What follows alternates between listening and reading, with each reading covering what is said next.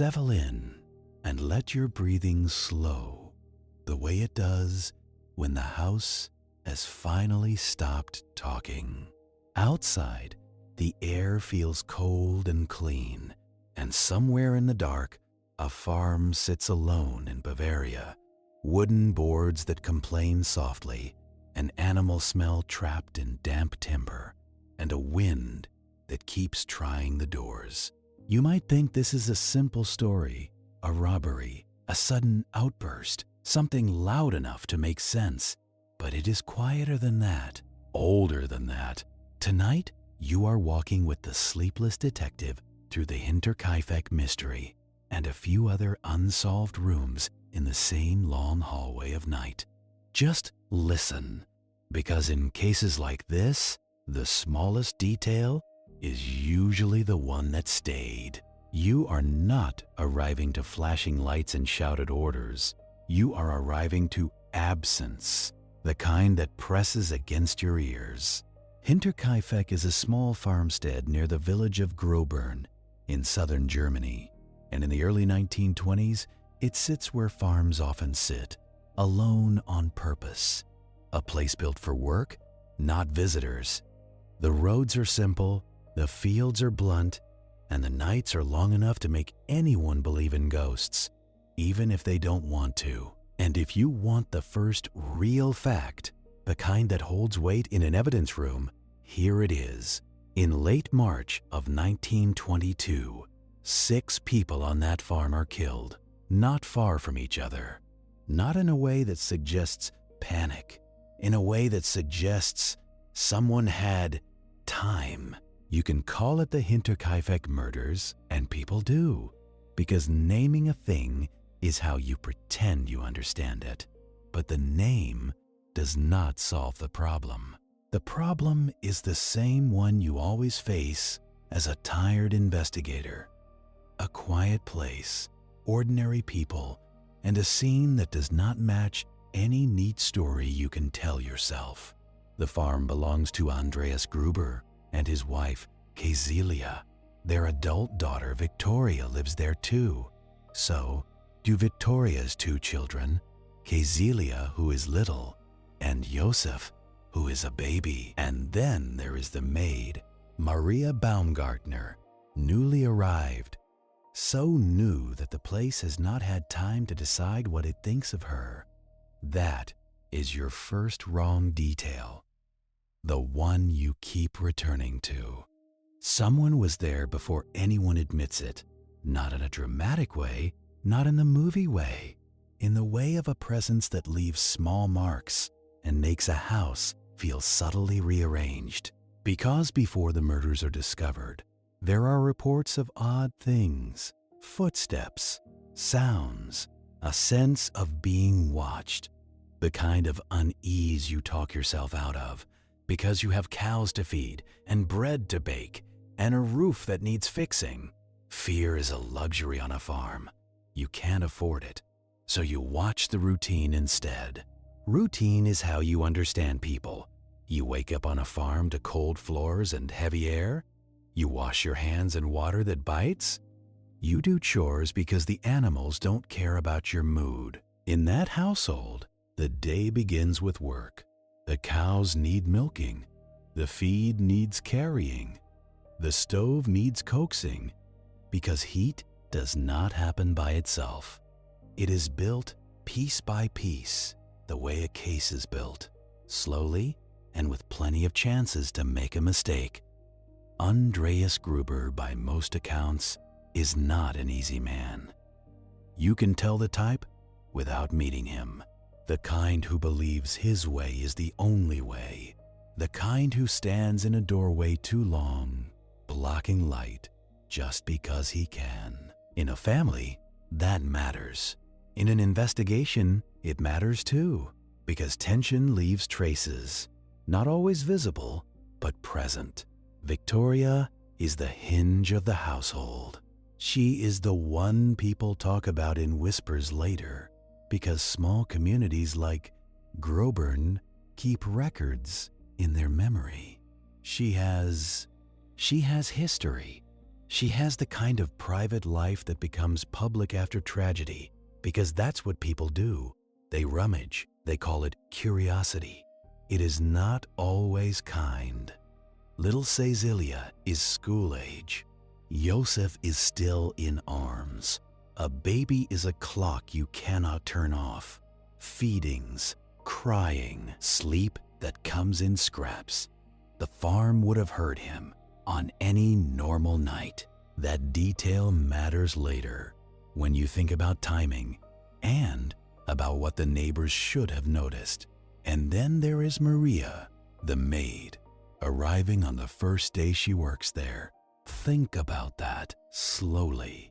She walks into a place already carrying its own mood, and within hours, she is dead. She has no long story on that farm.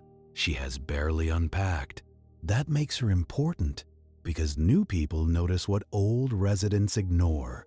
A draft, a loose latch, a door that does not sit right.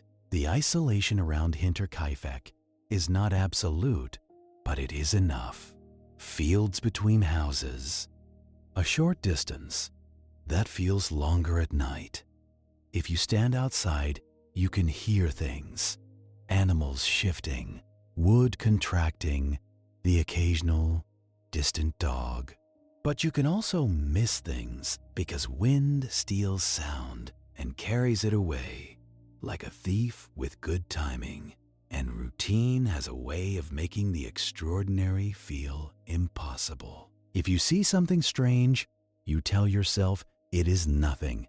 If you hear a noise in the barn, you tell yourself it is the animals. If you find a tool moved, you tell yourself you forgot.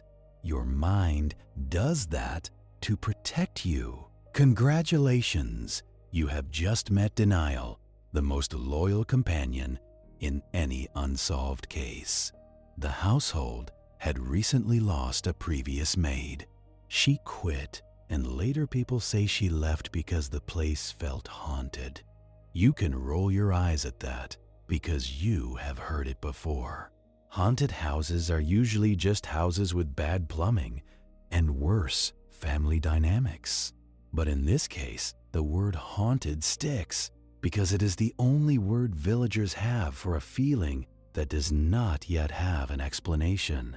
And now you move forward, gently, to the first uneasy signs that don't scream. Picture the snow, not deep, not dramatic, but enough to hold a footprint. Snow is honest, at least for a little while.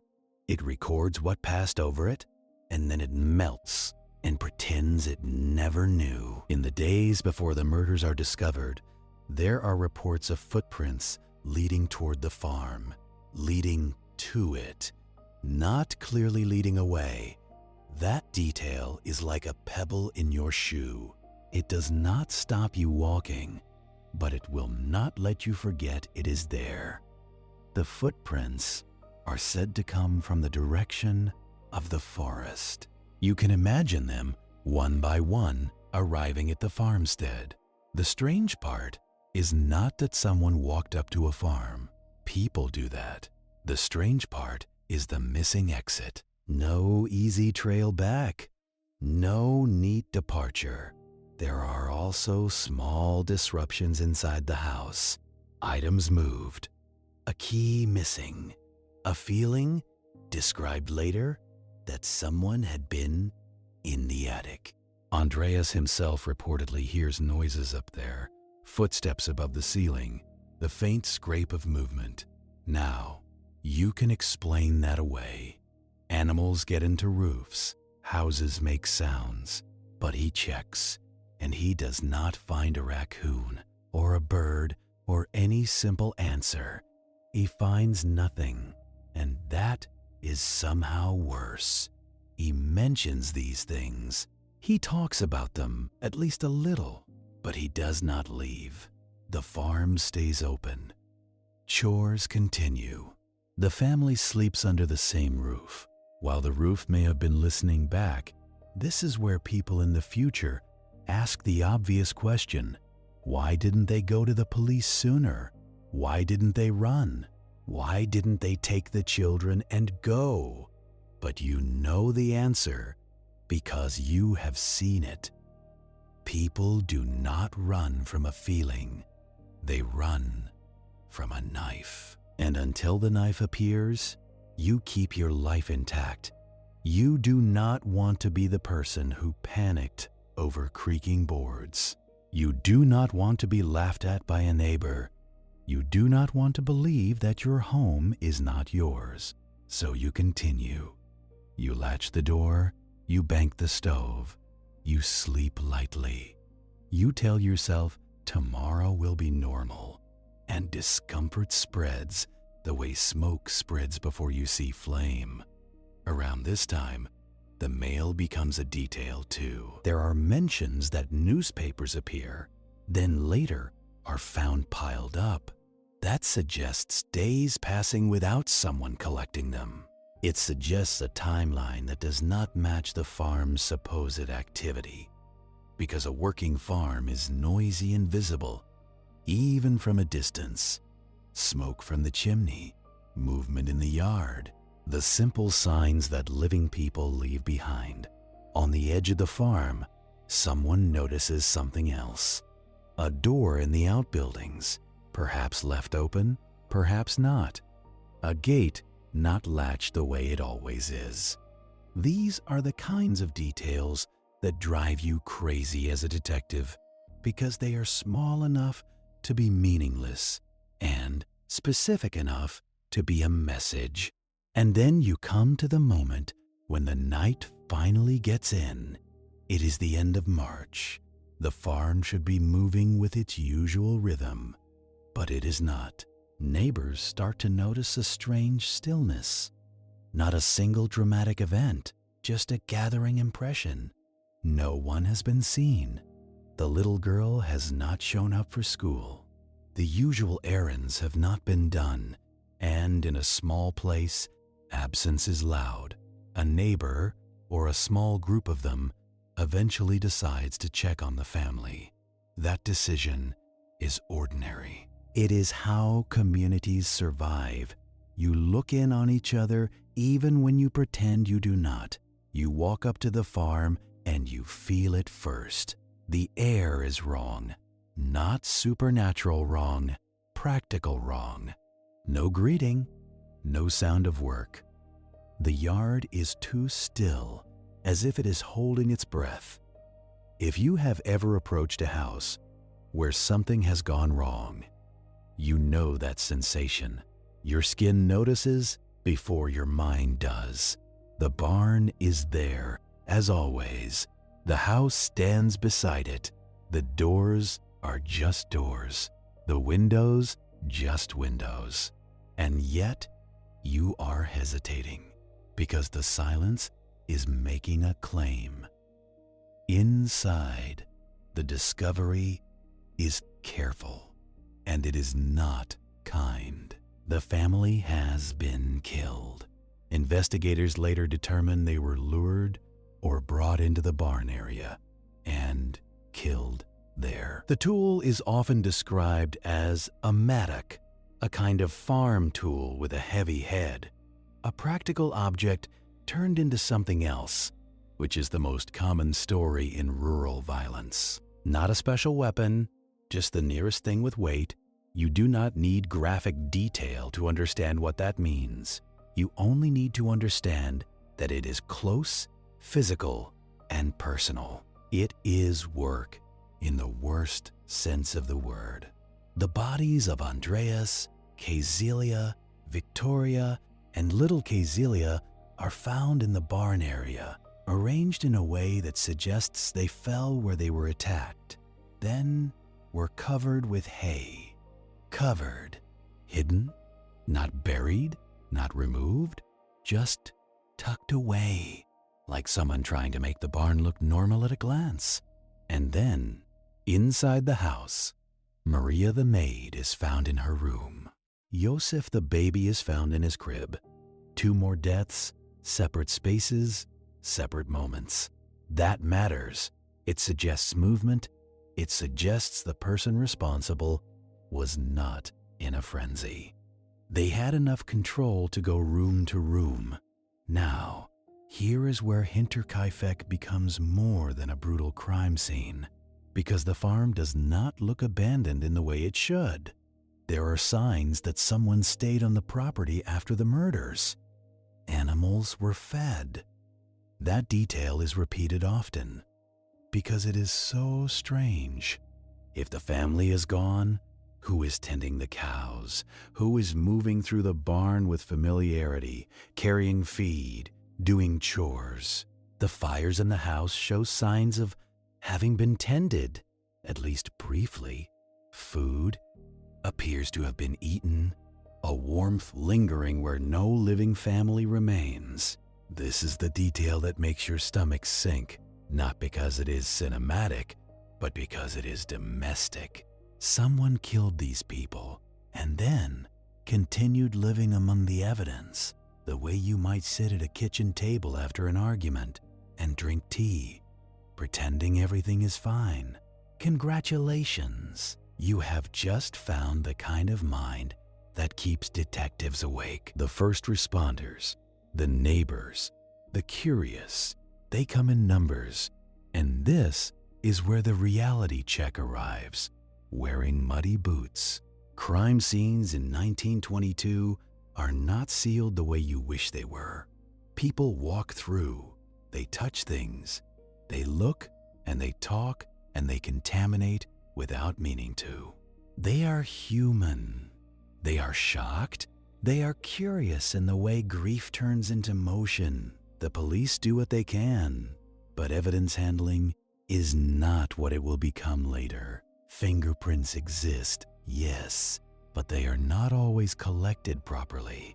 Forensics is not a magic wand. It is more like a dim lantern, and sometimes the oil runs out. Still, the scene speaks, quietly. If you let it, you look at the layout. You look at doors, locks, paths, and the way people would move through the buildings. You ask the simple questions, the ones that do not sound clever. How did the killer get in? Did they force entry, or did they already have access? Were doors found locked, unlocked, or left oddly ajar? What windows were open, and why would any window be open in late March in Bavaria? The air is cold enough to make you regret every gap in a wall. People do not waste heat without a reason. And then you return again to the footprints, to the idea of someone coming from the woods, to the attic sounds, to the missing key. These details begin to line up in a way that makes you uneasy, because a stranger can arrive. Yes, a drifter, a thief, someone passing through. But a stranger does not usually know how to move silently through your barn, or how to lure family members one at a time into a killing space. A stranger does not feed your cattle afterward. A stranger does not stay. A familiar person might. The farm itself has practical hiding places, attics, storage areas, the barn loft. You know this if you have ever stepped into an old outbuilding.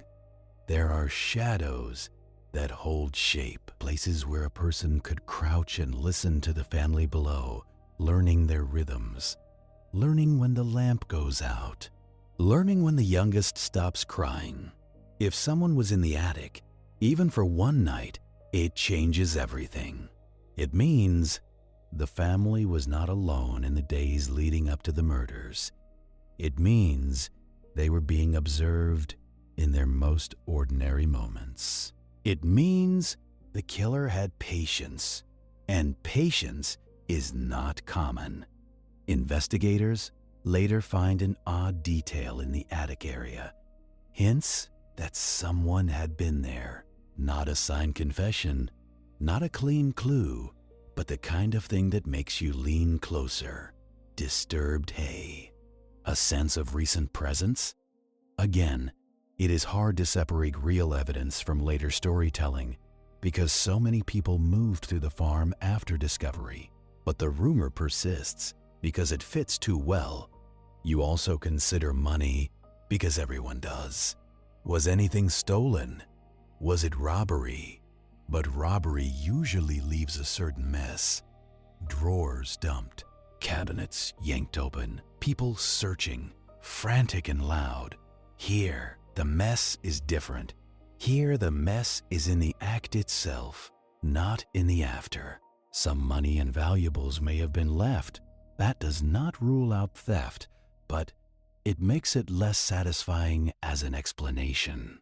It makes you consider motive as something other than gain. And motives in small communities are rarely exotic. They are basic. They are pride, resentment, jealousy, inheritance, a long memory of insult. They are the kinds of motives that do not burn out quickly. You start to hear about Victoria's personal life because the case almost demands it. She had relationships. There were rumors of incest with her father Andreas, rumors that led to legal trouble in the past. Whether every detail is true is another question, because gossip clings to tragedy like burrs to wool. But the fact remains that the household was talked about, judged, and watched.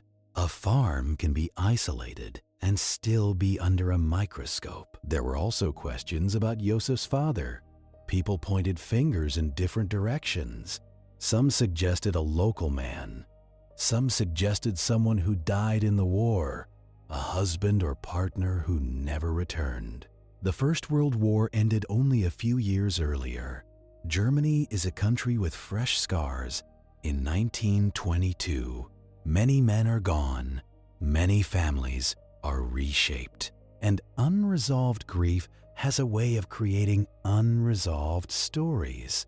If someone believed Joseph was theirs, or should have been theirs, that could become a motive. If someone believed Victoria had wronged them or humiliated them, that could become a motive. If someone believed Andreas had money or land or simply deserved punishment, that could become a motive. But motive is a slippery thing.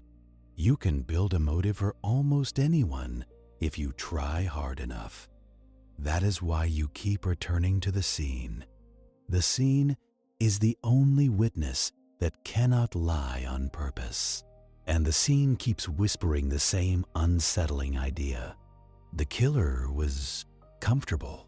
Comfort shows up in small ways, in the choice to cover bodies, in the decision to move through the house, in the feeding of animals, in the possibility of staying overnight, in the fact that no one seems to have panicked into flight. If the killer stayed, they had to manage time, nighttime, dawn, the risk of a passerby, the chance of a neighbor dropping in. They would have listened for footsteps outside. They would have watched the road. They would have controlled the farm like it was theirs. And that brings you to another practical detail. The farm was somewhat off the main path. A person could come and go without being seen easily, especially in bad weather, and late March can still be harsh. Gray skies, cold wind, mud that swallows sound. The kind of weather that makes people stay home. Now you ask about the timeline, because timeline is where comfort becomes measurable. The murders are believed to have happened on the evening of March 31st, though exact timing is debated. The bodies are not discovered until April 4th. That gap matters. It means days passed where something on the farm continued, or at least appeared to continue, and it means the killer had a head start, whether they left immediately or not. During those days, neighbors noticed small things: smoke from the chimney at odd times, the dog barking, the sound of machinery, or the lack of it. These observations come in later, filtered through the strange lens of hindsight. People remember what they think they should have noticed, but One thing is consistent. The farm did not immediately look like a place where everyone had vanished. It looked paused. When police finally take control, they try to gather witness statements. They ask about strangers seen on the road. They ask about old grudges. They ask about anyone who had reason to hate the family. The answers are not clean. In small communities, people speak carefully, not because they are hiding a murderer necessarily, but because words have consequences. If you accuse the wrong person, you still have to see them at church. You still have to pass their field. You still have to buy nails from their cousin. So you get what I call soft alibis, the kind made of fog. I was home. I was asleep. I was with family. I did not go near that farm. Statements that might be true, or might be convenient, or might be both. And you, the detective, you learn a bleak truth.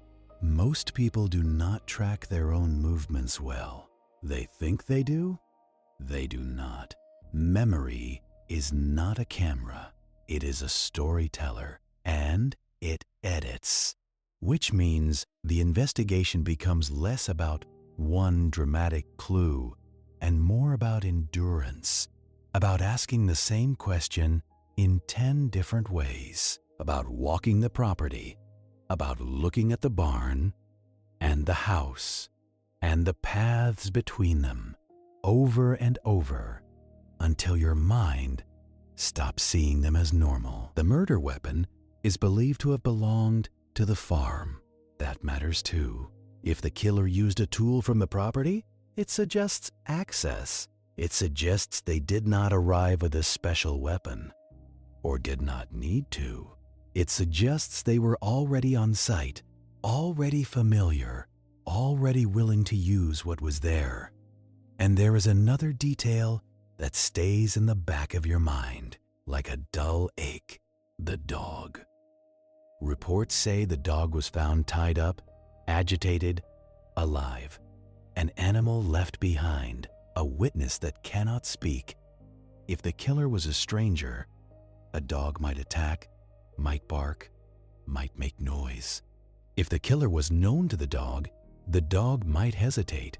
Animals are not perfect judges, but they are sensitive to familiarity, and you file that away, not as proof, but as texture. As you keep turning the case over, you notice the pattern that always appears in old investigations. Too many theories, not enough certainty. Some think it was a robbery. Some think it was a personal vendetta.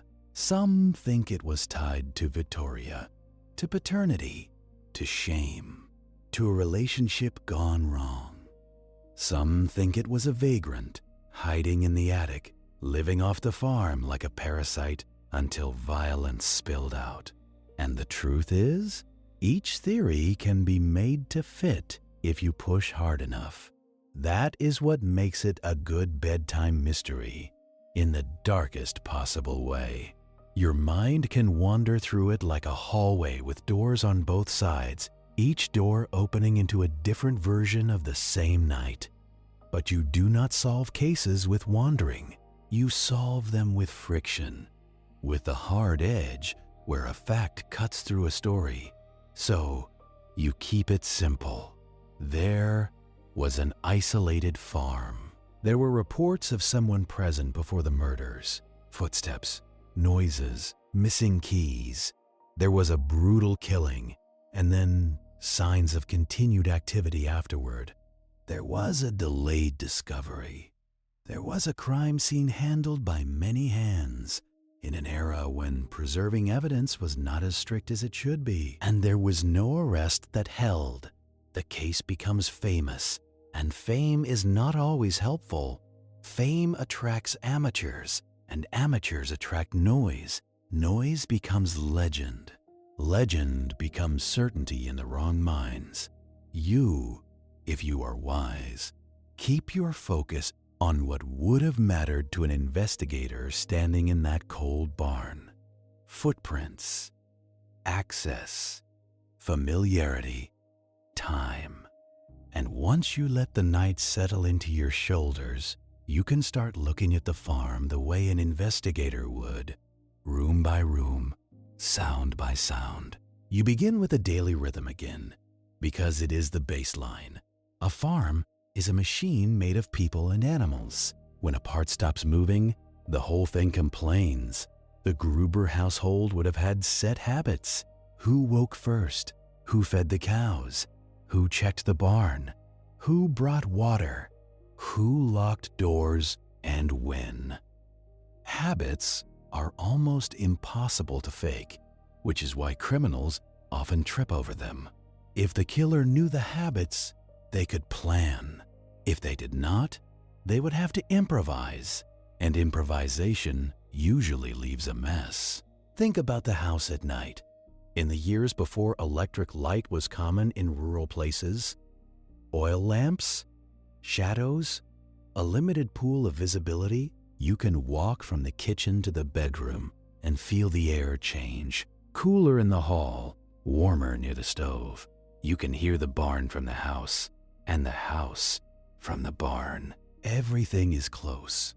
That closeness is important. It means a person in the barn could hear movement inside. It means a person inside could hear a door shift outside. If they were listening, it means the family lived with their surroundings pressed right against them. Isolation does not mean distance.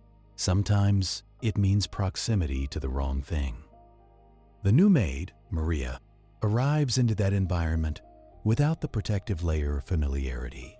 She is the one who would notice an unfamiliar footprint by the door. She is the one who might feel the hair rise on her neck when the attic creaks, but she also has the least power in the household. A maid does not dictate security measures. A maid does not insist the family leave. A maid adapts because that is the job, and there is something quietly cruel about that. She walked into her first day of work and never left. It reminds you that victims are not always chosen. Sometimes they are simply present. In the days leading up to the murders, the family is still seen by others. They interact, they live, which means the killer, if the killer was already nearby, watched them do it. If the killer was inside the structure, they listened to conversations, footsteps, the sound of dishes. They heard laughter, maybe. They heard arguments, likely. They waited until the moment was right. And now, as the investigation begins in earnest, you also face the problem of names. Everyone wants a name, a villain to pin to the board. But names are dangerous when facts are thin. Police at the time consider various suspects, people who had disputes with Andreas, people who had been romantically linked to Victoria, people with criminal histories, people who were simply strange, which is not a crime, but in a frightened village, it can be enough. And because this case has lived so long, many names have been floated over the decades. Some investigators later claimed they had a likely suspect, sometimes a local man, sometimes someone connected to the family. But the claims did not become convictions. Evidence did not hold. Time did what time does, and it erased the sharp edges. Your job tonight is not to force a solution. Your job is to follow the trail the way it actually lays, even when it circles back on itself. So you go back to that simplest, haunting idea. Someone may have lingered after the murders. Imagine it not as a horror scene, but as a practical one. A person remains on the property. They know they cannot stay forever, but they stay long enough to eat, to tend the animals, perhaps to rest. Why would anyone do that? One answer is familiarity. If the person lived nearby, they might feel they had time. Another answer is hiding. If they feared being seen on the road, they might stay until the right moment to leave. Another answer is something colder, ownership, a feeling that the farm is theirs, or should be. That last one is the kind that makes cases rot, because if the motive is entitlement, it does not always show up in stolen goods. It shows up in behavior. The killer may have known the farm so well they could move through it without a lamp. They may have known which board squeaked. They may have known where tools were kept. They may have known that if they waited, one family member would come to the barn alone, then another, one by one, like a slow, deliberate sorting. And if that is true, then the killer did not just commit a crime, they used routine as a weapon.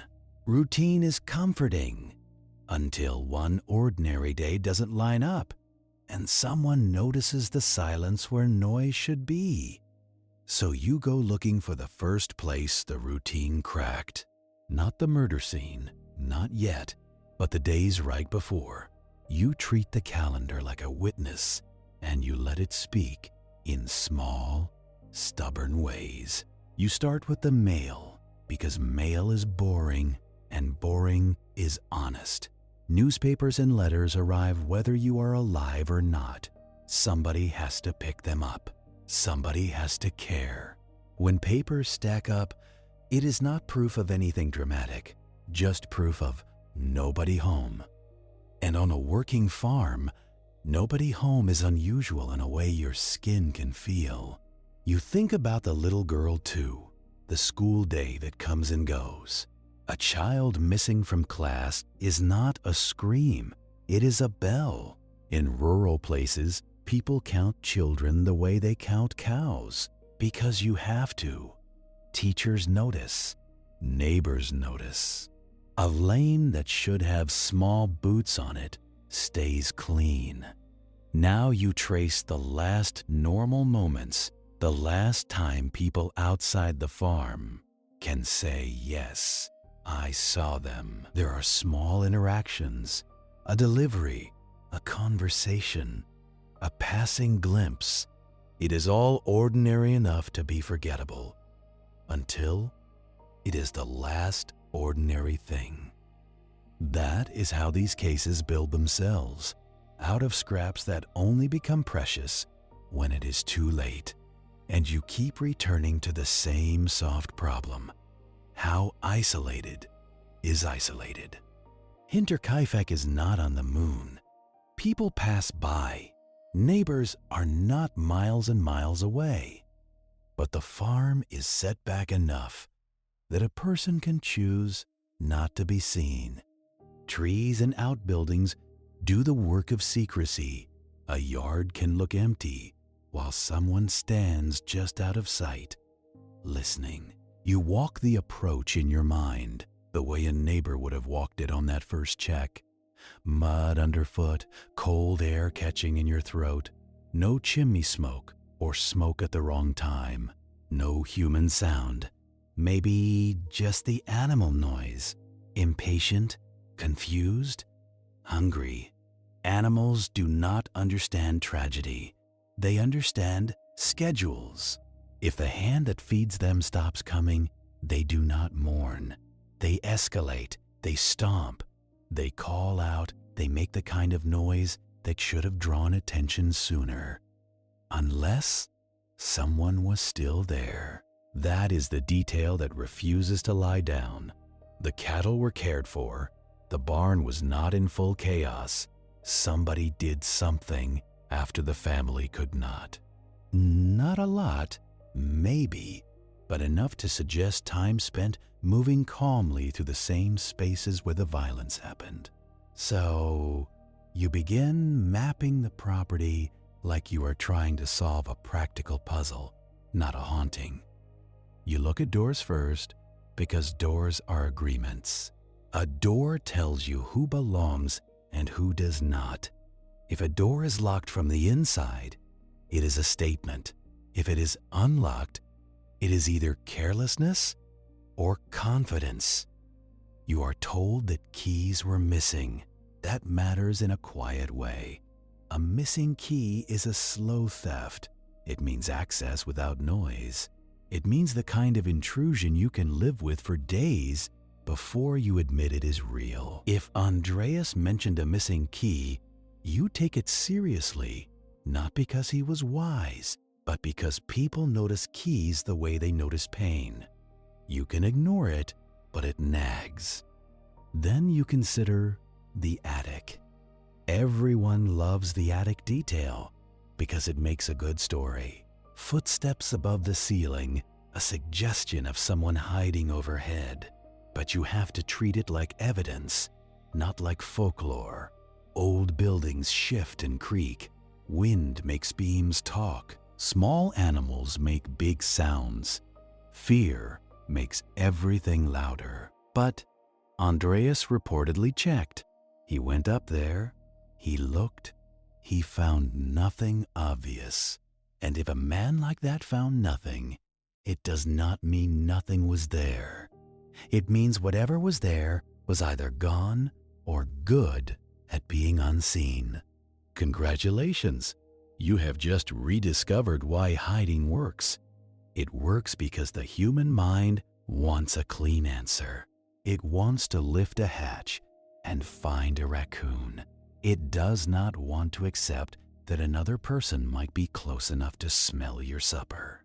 So, you reconstruct a night on the farm in late March. Not the murder night, just a night. Lamps turned down, the stove cooling, the family settling into their rooms, the barn settling too, that slow symphony of animal movement, wood contracting, chains shifting. Now imagine the one sound that does not belong, a careful step where no animal would step, a pause, a listening silence. You hold it in your mind, not for drama, but for logistics. If someone was already on the property, they would need a place to be. They would need to avoid light. They would need to avoid leaving fresh traces. Snow helps you. Here, snow is a receipt. Footprints leading toward the farm, and no clear track leading away. People repeat that part because it is so clean. Too clean, almost, because real life is messy. Tracks overlap, wind blurs edges. Farm work makes prints that complicate everything. Still, footprints toward the farm are a thing. They suggest approach. The missing exit suggests either a clever departure or a departure that did not go back the same way. Maybe someone stayed. Maybe someone left by a route no one checked. Or maybe the tracks were misremembered, retold by people who wanted the story to be sharper. That is the quiet cruelty of delayed discovery. Days pass, and the scene changes even before anyone knows it is a scene. Weather alters it, people alter it, animals alter it. The truth becomes a moving target. You keep going anyway. You look for the places where a person could linger after the murders without being seen. The barn loft is an obvious candidate. Hay is insulation both for sound and smell. A person tucked into hay can be close to a house and still feel invisible. They can watch through gaps. They can wait out the night like a spider waiting for a vibration. Then there is the question of food. Reports and later retellings mention that meals may have been prepared, or at least eaten. A table set, a kitchen used. Even if those details are partly muddied by the crowd who walked through later, the idea persists because it fits the animal feeding and it fits the warmth of the stove. If someone ate there, they were not in immediate flight. They were not running with panic in their mouth. They were comfortable enough to sit, chew, swallow, surrounded by the fact of what they had done. And you, standing in that mental kitchen, have to ask the ugliest practical question: what kind of person does that? Not a monster in a fairy tale. Monsters are too easy. You are dealing with something near familiar. A person who can compartmentalize. A person who can put the dead behind a door and focus on the living task in front of them. A person who can treat murder like an errand. That kind of person exists. You have met them in interview rooms. They complain about the coffee. They ask when they can go home. They act irritated, like the world has inconvenienced them. And then you learn what they did. So you look at the way the victims were found. 4 in the barn area, covered with hay, 2 inside, in separate rooms. That distribution is not random. It suggests an order, and order suggests control. You imagine the first person drawn into the barn, maybe to check on an animal, maybe to respond to a sound, maybe to answer a call. Farms are full of reasons to step into the cold. You do not need a clever trick. You only need a small disturbance. Then the second person follows, because people follow each other when something is wrong. Then the third, then the fourth. It is horrible, but it is also simple. The barn becomes a funnel. The killer uses the layout like a tool. And then, after the barn, the house. That shift matters. It is a change of environment, a change of risk. The house is more intimate, more personal. There are beds, blankets, the smell of soap and food and children. Moving from barn to house means the killer was not just hiding the crime in an outbuilding, they were finishing it. If the maid and the baby were killed inside, it suggests the killer either searched or checked or wanted no witnesses. It suggests they were not satisfied with only the barn victims. They wanted the house quiet too, and yet they did not burn the farm down. They did not destroy the place. They did not flee in a frenzy. They lingered, at least long enough to do chores. That contradiction is the heart of Hinterkaifeck. Violence, followed by normality. Now you shift into the human web, because after any crime in a small community, the scene does not stop at the property line. It spreads quietly into kitchens and churchyards and the pauses between sentences. News travels by mouth first. It moves in loops. Someone hears a fragment, repeats it with a small change, and suddenly the whole village is carrying a story that feels true because everyone knows it. Fear becomes a kind of currency. People trade it. You hear the first category of suspects: strangers, a vagrant, a drifter, someone passing through after the war. It is a tempting idea because it lets the community keep believing in itself. If the killer is an outsider, then the village is still safe. The danger came from the road, not from the next farm over. But then you test the idea against the details. Would a stranger know the layout? Would a stranger risk staying? Would a stranger feed animals? Maybe. Strangers can do surprising things, but the longer you sit with it, the more the case seems to prefer familiarity. So the next category arrives: workers, acquaintances, someone who had been on the farm before, a handyman, a neighbor, someone who knew where tools were kept, someone who could walk into the yard without immediately raising a dog's alarm. And then you get to the category that makes people uncomfortable: family and intimate relationships. Victoria's life becomes a magnet for speculation, not because the facts are clear, but because humans hate a vacuum. If there is a missing answer, they fill it with scandal. There had been legal trouble in the past involving Andreas and Victoria. That is not village legend, that is part of the record. It paints the household as already troubled, already watched. And once a house has that reputation, every later rumor sticks to it, like soot. You hear about Yosef's paternity being questioned. You hear about men who may have believed the child was theirs. You hear about jealousy and shame and the kind of resentment that can survive winters. But you also know the problem with motive. It is easy to invent. You can take any strained relationship and build a story where it ends in blood. That does not mean it did. Evidence has to carry the weight, not gossip. So, you listen to alibis and you let them disappoint you, because that is what alibis do. In rural communities, people mark time by chores, not clocks. Someone says they were home that night. Home doing what? Feeding animals, fixing something, sleeping. But sleep is a foggy thing. You can claim it and no one can argue. It is the oldest hiding place, and witnesses are rarely lying in a clean way. They are wrong in a human way. They misremember. They compress time. They borrow details from other people's stories without realizing it.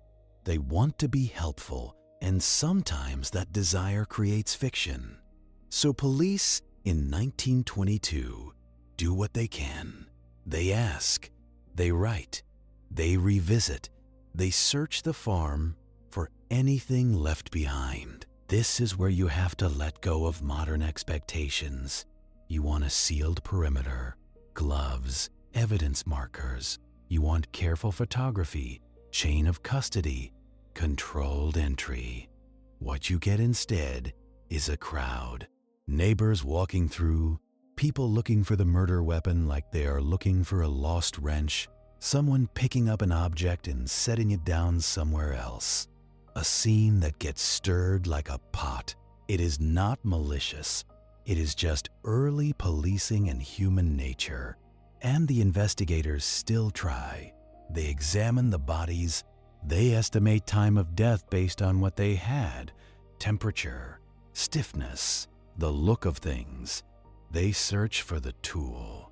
They reportedly find a mattock, possibly with traces, possibly linked to the farm. They look at doors, locks, windows. They also consider the idea of someone living in the attic or outbuildings. That idea becomes sticky. Search parties look for signs of a hiding place, disturbed hay, a spot that looks slept in, food missing. But even that is hard to pin down. Farms are messy by default. Hay is moved, tools are moved, food is eaten. When 6 people live in a place, the place is always in flux. After they are gone, it is hard to tell what changed before and what changed after. And then there is the most mundane horror of all: paperwork. Statements taken in hurried handwriting, reports filed, leads noted, tips coming in from people who heard something, from someone who knew someone. You chase them because you have to. A man seen on a road, a stranger asking questions in a tavern, a figure near the woods. Each lead feels like it might be the one until it collapses into uncertainty. Meanwhile, the village keeps living. Cows still need milking on other farms. Children still go to school. Church bells still ring. And that normality makes the crime feel even more wrong, like a stain that will not wash out. Over time, some suspects rise above the fog. Names get attached. A neighbor with a grudge. A man with a history. Someone rumored to have been involved with Victoria. Some later investigators and writers lean toward particular men, sometimes with confidence that feels too tidy for the evidence. But confidence is cheap. It is the easiest thing in the world to be certain about a crime you did not have to solve in real time. You look at what did not exist back then. No centralized databases, no quick way to track movement across regions, limited forensic comparison. Fingerprints could be used, but only if they were collected properly, and only if you had known prints to compare them to. Deoxyribonucleic acid, the thing people casually say is DNA now, was not part of policing, not even a dream yet. So you are left with what you can touch, the scene, the behavior, the opportunity. And opportunity in a rural place is shaped by knowledge. Knowing when people sleep, knowing where they store tools, knowing which neighbor will mind their business, knowing that if you wait long enough, the farm's isolation will buy you time. That is what keeps pulling you back to the lingering detail. The killer may have been close enough to feel unhurried. You try to imagine the days between March 31st and April 4th, the farm in a strange half-life, animals fed, smoke possibly rising, a person moving at night, careful not to be seen, maybe sleeping in the barn loft, wrapped in hay and silence, maybe sitting at the kitchen table with a lamp turned low, listening for footsteps outside. It is a hard image to hold because it is not theatrical. It is domestic. It suggests a person whose mind could switch modes. Violence, then routine. Like washing hands after slaughtering a chicken, it is the same motion, the same practicality with a different moral weight. If the killer did stay, they left when it was safe. They picked a time when roads were quiet. They left before curiosity turned into a visit, or they stayed until they heard people approaching and slipped out like smoke. And that raises another small question. If neighbors approached, if searchers came, could the killer have been nearby even then? Could they have watched the discovery from the edge of the woods, unseen? It is possible. It is also the kind of possibility you cannot prove, which is why it becomes a ghost story in the village's mouth. Years pass, and the case does what unsolved cases do. It becomes a file with a weight. It gets revisited. It gets argued over. It becomes a symbol. People use it to talk about evil, about rural isolation, about the darkness behind ordinary doors. But for you, the investigator with tired eyes, it stays what it always was, a scene with a few sharp details and a lot of missing space. The sharp details are these: footprints toward the farm, no clear footprints away, no forced entry that satisfied everyone, a missing key, sounds in the attic, a methodical sequence, bodies covered, animals cared for, a gap of days before discovery, a crowd that disturbed the scene, an era of limited forensics, and a community full of quiet grudges and even quieter secrets. You hold those details like stones in your hand, and you test each theory against their weight. Stranger, neighbor, lover, worker, hidden vagrant. Each theory fits some stones and not others, and the case never gives you the gift of certainty. That is the slow machinery of investigation in those days, and in some ways, in any day. You do not sprint to the ending. You walk, you knock on doors, you write down answers that feel incomplete. You return to the same farm paths until your boots know them better than your mind does. And when you cannot close it, you do what every investigator does. You file it and you carry it anyway. Because unsolved cases do not stay in folders. They stay in you. They sit in the back of your mind like a song you cannot finish. They make you look twice at an unlocked door. They make you listen to attic sounds a little longer than you want to. And late at night, when the world is quiet enough for old paper to feel heavy, your mind starts doing something it always does. It starts comparing. It reaches for other files, other mysteries with the same shape. Not because you are trying to entertain yourself, because patterns are how humans try to survive. So you let the Bavarian farm drift for a moment, still there in the dark, still holding its breath, and you move gently to another place, another decade, another quiet patch of ground where the unanswered question is not who did it, but who was even lost. You are standing somewhere far from Germany now, in a different kind of cold.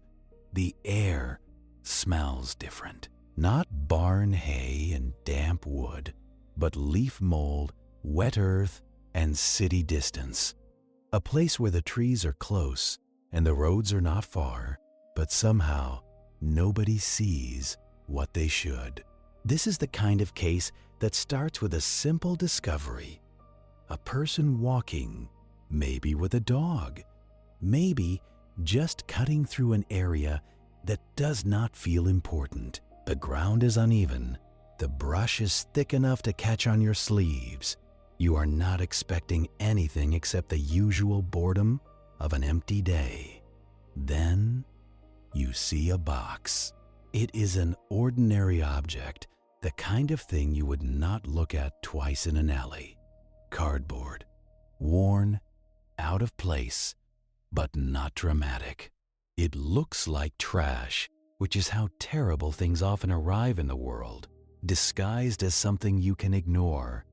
And when you get close, you learn it is not trash. It is evidence. It is a question wrapped in paper and left where nobody wanted to claim it. Inside is a child, a little boy, unnamed for a long time. The details of the scene have been told and retold for decades, and you do not need the harsh versions to understand the essential truth. A child was left like an object, in a place where someone hoped he would not be connected back to them. This becomes known as the boy in the box, a case from Philadelphia in the 1950s. Not because anyone wanted a catchy name, but because when you do not have a name, you improvise one. The nickname is a placeholder for a real identity that the world could not provide. Your first instinct, the human one, is to ask how. How does a child end up like this? Unidentified, unclaimed. Your second instinct, the investigator one, is to ask what can be known without emotion swallowing it. So you start with location. The body is found in a wooded area, off a road, in a place that is accessible but not crowded. That choice matters. The person who left him wanted concealment, but they also wanted the disposal to be simple. They did not carry him deep into wilderness. They left him where a car could reach, where a person could stop briefly, do the act, and leave. That is not romance. That is logistics. Logistics is what criminals rely on when they are not clever. Now you look at the box itself. A cardboard container, originally made to hold something else, something domestic. A product box, something you might see in a home. That detail suggests an ordinary source, not a specialized tool. It suggests the child was handled in the same world where people buy appliances and furniture, where they throw away packaging without thinking. It also creates a path because product boxes can be traced sometimes. Where sold, who bought them, what store carried that line.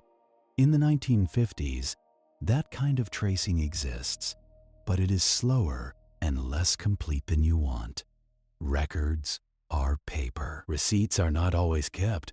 Store managers do not remember every sale. You try anyway. Investigators in that case did what police often do in unsolved child cases. They took photographs. They circulated them sometimes in ways that make you wince now. They tried to trigger recognition. They hoped someone would see the face and say, "That is my neighbor's child. That is my cousin. That is the boy I saw at the park." But hope is not a method. It is just a feeling with paperwork attached. They also looked for reports of a missing child, a family calling the police, a school record, a welfare record, some official note that a boy existed and then stopped.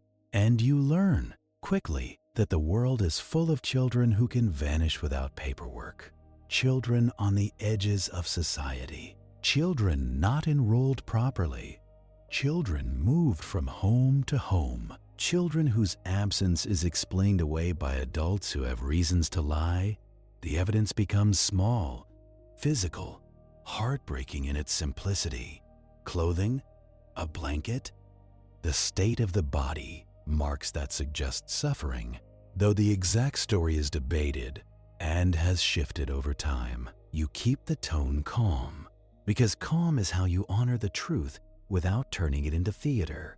But you do not look away from the core fact: someone did not just let a child die. Someone tried to erase him. That is what makes the boy in the box case linger in the public mind. It is not an elaborate mystery with codes and conspiracies.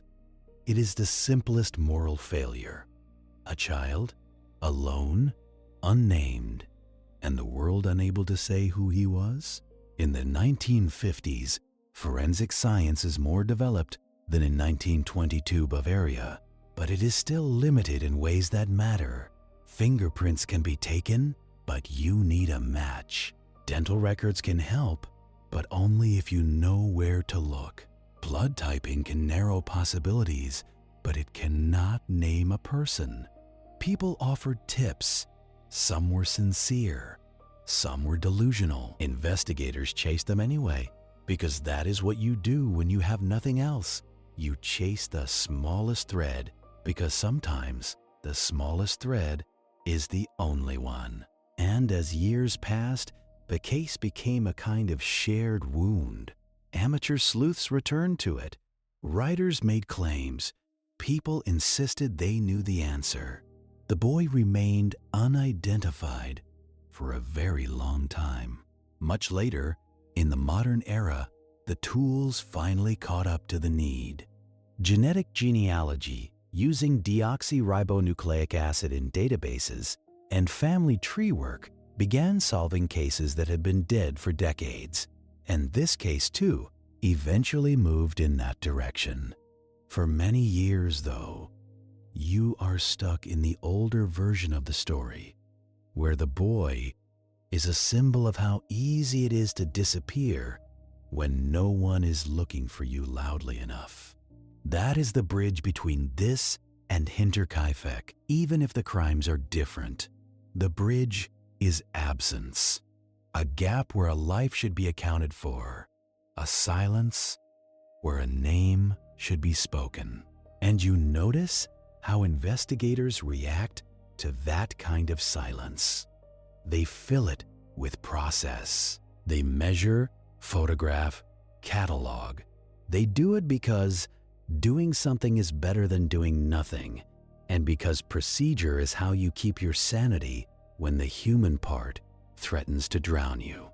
But even with procedure, some cases do not resolve quickly. They just sit. They wait for new technology, or new witnesses, or the one person who has been quiet to finally speak. You sit with that for a moment, because sitting with it is part of the job.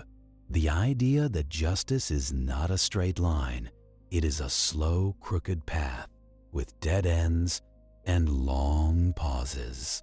And as your mind keeps wandering through the hallway of unsolved things, it finds another door that looks ordinary until you touch the handle. This one is not a body left behind. This one is people gone entirely, leaving a house like a paused movie. You shift again, gently, to a suburban street in Missouri in the early 1990s, a place where the night sounds are different. Not farm animals, not deep woods, but distant traffic, a television somewhere, a dog barking 2 houses away. It is the kind of neighborhood where you would assume safety is part of the package. Driveways, porches, quiet lawns. Nothing about it looks like a mystery. But then morning arrives, and the normal signals are wrong. You are standing outside a house that should be waking up. The light is wrong inside, either off when it should be on or on when it should be off. A car is in the driveway, another one too. 3 women should be here. A mother and her daughter, and a friend visiting after graduation celebrations. They are not here. The Springfield 3, they call it later. Not because it is neat, but because it is easier than saying 3 lives interrupted with no explanation.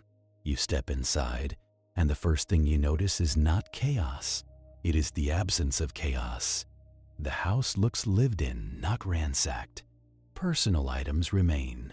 Purses, keys, cigarettes in one telling. Small signs of ordinary life left midstream. There is a detail about the front porch light, about a globe cover broken, another detail about a voicemail message erased.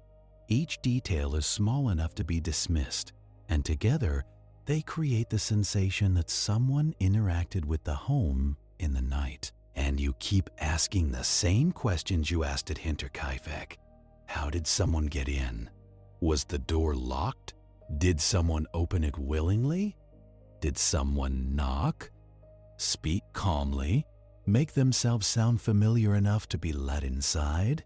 Because forced entry is loud, and this disappearance feels quiet. The next hours become that familiar bureaucratic slog. Calls made, friends contacted, hospitals checked. Maybe they went somewhere. Maybe there is a misunderstanding.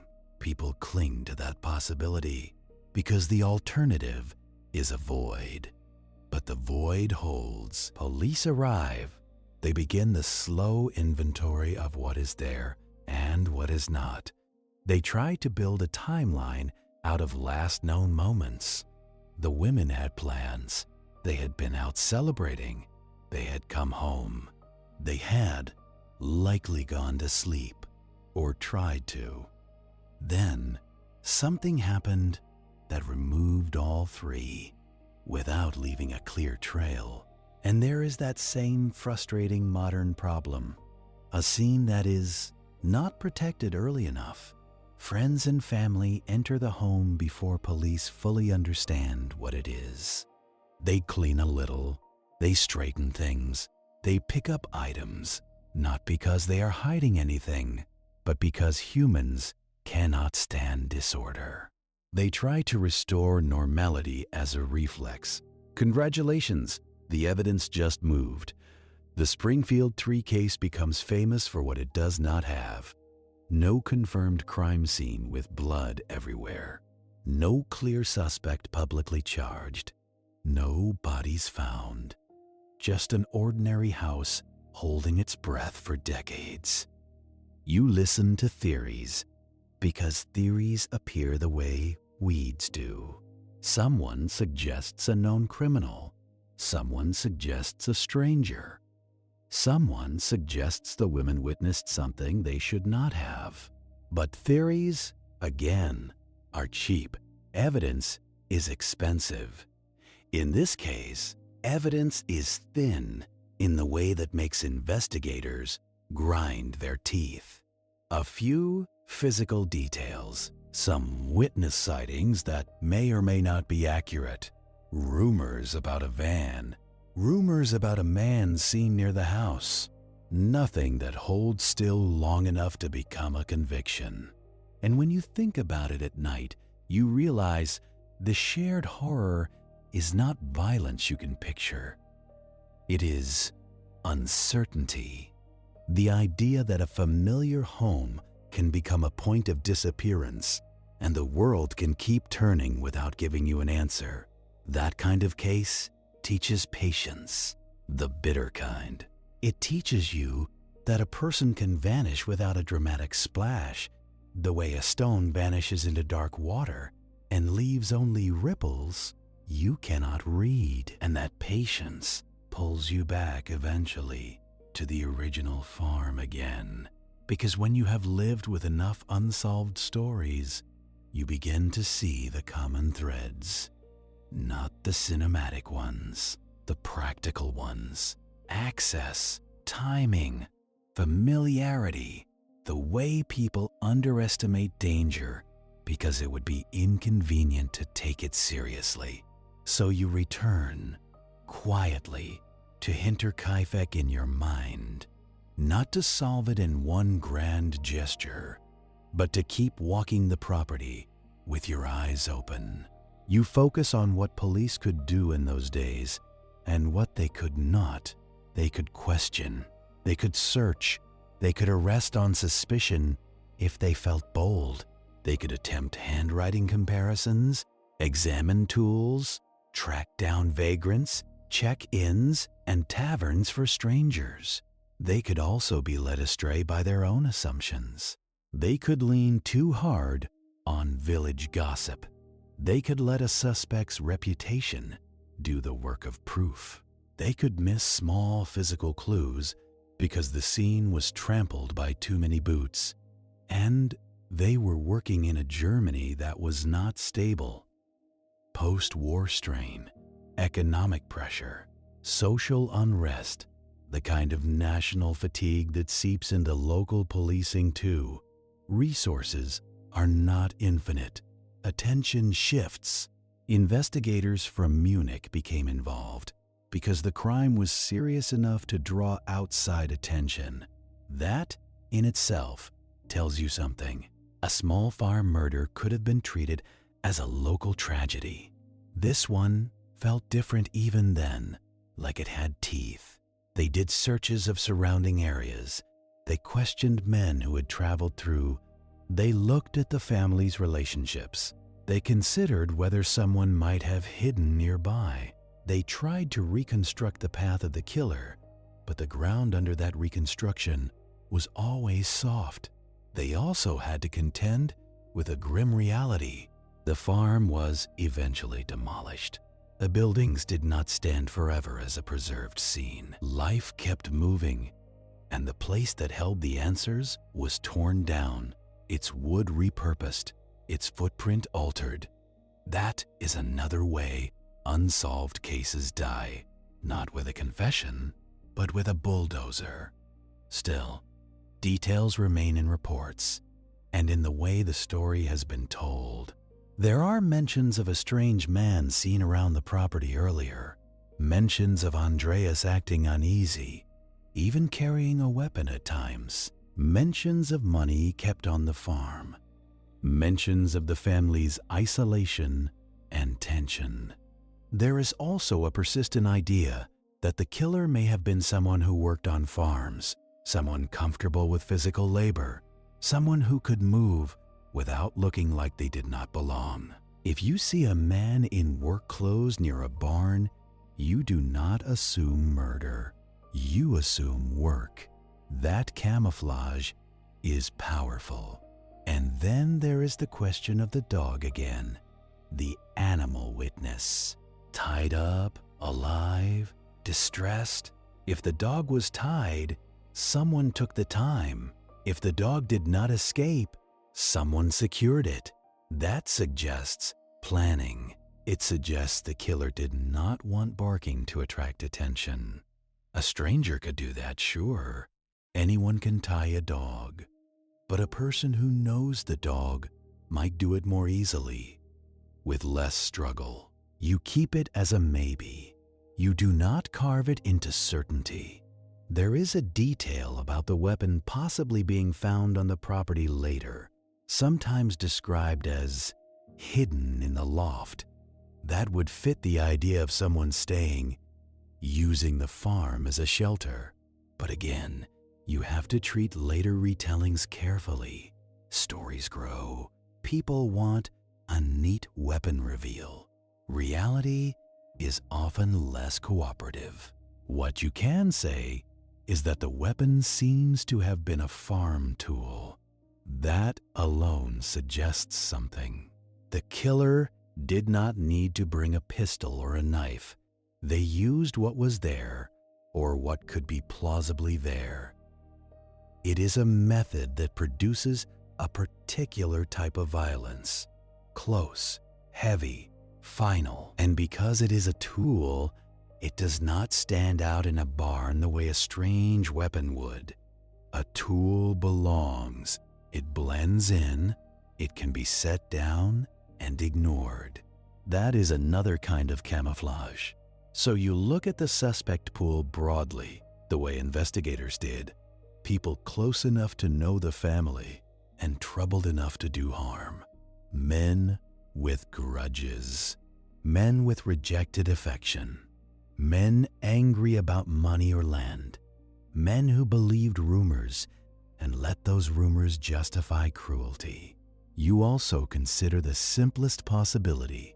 A person who wanted to steal arrived with intent and found themselves escalating when confronted. But again, the post-crime behavior resists that. Feeding animals is not what a panicked thief does. Covering bodies with hay is not what an impulsive burglar usually thinks to do. Those actions suggest a mind that was not in immediate flight, a mind that was not afraid of being there. So, you circle back to the haunting practical question. Could the killer have been someone who lived very nearby? Someone who could disappear into their own home afterward, washing up, eating supper, returning to normal life with muddy boots wiped at the door. In small communities, killers are often banal. They are not strangers with wild eyes. They are men who borrow tools, men who nod politely, men who show up at funerals and stand with their hat in their hands. That possibility makes villages sick. It makes everyone wonder if they ever shook the wrong hand. And in Hinterkaifeck, the case did exactly that. It seeded suspicion that lasted for years. People looked at each other differently. Friendships shifted. Families carried quiet accusations like heirlooms. Even law enforcement could not avoid that. Investigators pursued leads that pointed locally. Some later accounts suggest a particular man was suspected strongly, but evidence was insufficient for prosecution. And without physical proof, suspicion becomes just another rumor. Years later, in the late 20th and early 21st century, people revisited the files. Modern investigators looked at what remained, tried to apply contemporary profiling logic, tried to see through the haze of legend. Some groups reportedly concluded a likely suspect based on behavior and opportunity, but they still could not prove it in court. And that is where the case stays, in that unsatisfying space between knowledge and proof. Because proof is a strict God. It does not care what feels likely. It cares what can be demonstrated. And in 1922, with a trampled scene and limited tools, demonstration was hard. The result is a case that feels like it solved itself emotionally, because everyone has a pet suspect, but never solved itself legally because the evidence never crystallized. You carry that contradiction the way you carry all old cases. You do not resolve it with a dramatic flourish. You let it remain what it is, a file with weight, and a farm that no longer exists, and 6 lives that ended in a silence that still echoes. And because you are still working, still walking the hallway of cases in your mind, you keep turning over one last practical layer, what the killer would have needed to do, step by step, to make this happen. They would need access, either by key, by unlocked door, or by familiarity with how the farm was secured. They would need a time when they could approach without being seen, likely evening. They would need a way to isolate victims one at a time into the barn area. They would need control to prevent screams from traveling, or to trust that isolation would swallow noise. They would need to manage the dog, either by calming it, tying it, or knowing it would not attack. They would need to move to the house afterward for the maid and the baby. They would need to decide whether to leave immediately or to stay and risk discovery. And if they stayed, they would need nerve, or they would need the kind of entitlement that feels like nerve. They would need to believe they had the right to be there. That is the last detail that keeps circling, not just comfort, but permission. A killer who acts like they are allowed.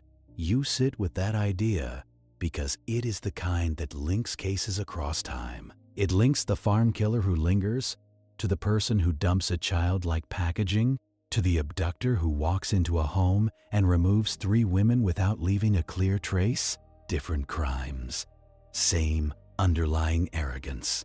The belief that other lives are movable objects. The belief that you can rearrange the world and it will not catch you. And sometimes the world does not catch you, not quickly, not neatly. So you keep going back to the evidence room in your mind. You open drawers that contain only photographs and notes. You read statements that contradict each other in soft ways. You feel the frustration of investigators who did not have the tools they needed. You also feel something else, quieter. The way time changes a case from an emergency into a story people tell at night, to explain why they lock their doors, why they listen to their attic, why they do not ignore footprints in snow. You are still in the middle of it, still walking through questions that do not close, still looking for the one detail that does not fit the theory you want to believe. And there is always one detail like that, sitting in the corner, patient, waiting for you to notice it. So you tilt that detail toward the light, and you stop treating it like poetry. You treat it like paperwork. You ask what it would look like, physically, if someone had been there before the killings, and if someone stayed after. You start with the boring parts, because the boring parts don't perform. They don't try to impress you. They just sit there and be true. A person cannot linger on a farm without leaving a rhythm. Water used, food touched, ashes made, hay shifted in a way that doesn't match animal movement. Even your body leaves a schedule behind. The way a chair sits slightly crooked after you stand, the way a door doesn't latch because you didn't lift it enough. And that's the trouble with Hinterkaifeck. The scene was handled like a village emergency, not like a modern evidence exhibit. Too many hands, too many boots, too many good intentions. If the killer left a cigarette stub, someone could have stepped on it. If the killer left a fingerprint on a cupboard, someone could have wiped it away reaching for a lamp. You can be angry about that if you want, but anger doesn't rebuild a crime scene.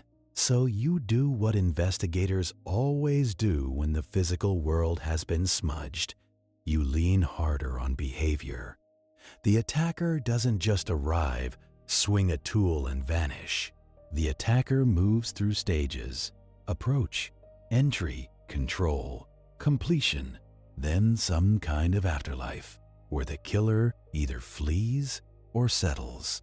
The settling is what keeps you awake, because settling requires either confidence or necessity. Those are the two engines that keep someone in a place they should be desperate to leave. Necessity looks like this. You have nowhere else to go. You are already hiding on that property. You are sleeping in a loft, eating what you can, stealing warmth from the animals. You commit the murders, and the farm stays yours in the only way you can manage. You remain until it feels safe to move on. Confidence looks like this. You believe the farm is yours by right, not legally. Maybe, but emotionally. In your head, you have a claim, a grievance, a story where you are the injured party. So after the killings, you behave the way an owner behaves. You close a door, you feed animals, you take your time. That second one, the ownership fantasy, is common enough to be banal. People do terrible things, not because they are clever, but because they feel entitled. They feel wronged. They feel permitted, and then they act shocked when the world calls it murder. You look back at the layout again, because entitlement tends to use shortcuts. A person who belongs knows where to step, and a person who does not belong hesitates. The barn at Hinterkaifeck was connected to the house by a passage. That matters in a quiet way. It means you can move between spaces without going out into the open yard. If you're the killer, that connection is a gift. You can pull someone toward the barn without walking them past a window. You can go back and forth the way you would during chores. And in the days after, if you stay, that connection lets you live in the seam between house and barn. Warmth on one side, animals on the other, darkness in the middle. If you know that seam, you can hide in it. You also consider what people mean when they say, the victims were lured one by one. Lured makes it sound like a fairy tale, a whisper in the dark, a clever trick. On a farm, luring can be as simple as a noise. A cow kicks a stall board, a chain rattles, a door taps against a frame. Any of those sounds can pull a person into the barn without suspicion, because barns are always making sounds. And someone has to check, so you picture the killer making a sound on purpose. Not a shout, not a scream, just a small disturbance, the kind that feels like work. The first person goes to investigate because that's what you do when you live with animals. Then, the second person follows because you don't like your spouse walking into the dark alone. Then the third, because now something is wrong. That's how you get a sequence without a dramatic chase. That's how you get control without a gun. And if the weapon is a farm tool, it can already be in hand without raising alarms. A tool in a barn is invisible. It's like a laptop in an office. Nobody thinks twice. Then you move into the house portion, because the house is where the killer's psychology starts to show through the cracks. Going into bedrooms is different from attacking someone in a workspace. A barn is practical. A barn is where you do hard things. Slaughtering, calving, mud, blood that belongs there. A bedroom is where you are supposed to be safe, where you keep your shoes, where you fold cloth, where you whisper so you don't wake the baby. Entering that space with violence is not just murder, it's invasion. And if you are the killer, you still do it. That tells you something. It tells you the killer wasn't only solving a problem in the barn, the killer was finishing a story in their head. No witnesses, no loose ends, no living reminder that the household continued without them. The baby, especially, is a grim detail. Babies aren't enemies. Babies are noise. Babies grow into questions. A person who kills a baby is either terrified of what that baby represents or utterly indifferent to it. Either way, you don't get to call it an accident, so you keep collecting what can be collected. Even now, a century later, not in evidence bags, but in your mind, the odd report of attic sounds, the missing key, the footprints, the suggestion of someone lingering. You also remember something else about that era. People slept differently.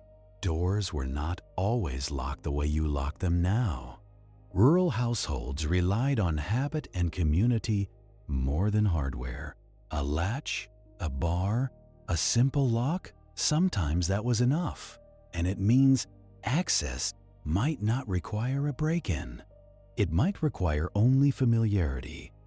A person who knows where the key is kept. A person who knows the window that doesn't quite shut. A person who knows the back entrance everyone forgets to check. That is why the case keeps circling back to someone nearby. Not because strangers can't kill. They can. But because strangers rarely move through a place as if it belongs to them. Now you let your mind drift into the slow machinery of that investigation again, because this is where reality chews up certainty. Early 1920s policing had some tools, but not the ones people imagine when they picture an investigation. No quick lab results, no computerized files, no security cameras, no phone location pings, no neat digital trail. If you wanted to check where someone was, you asked them. If you wanted to test whether they were lying, you asked them again.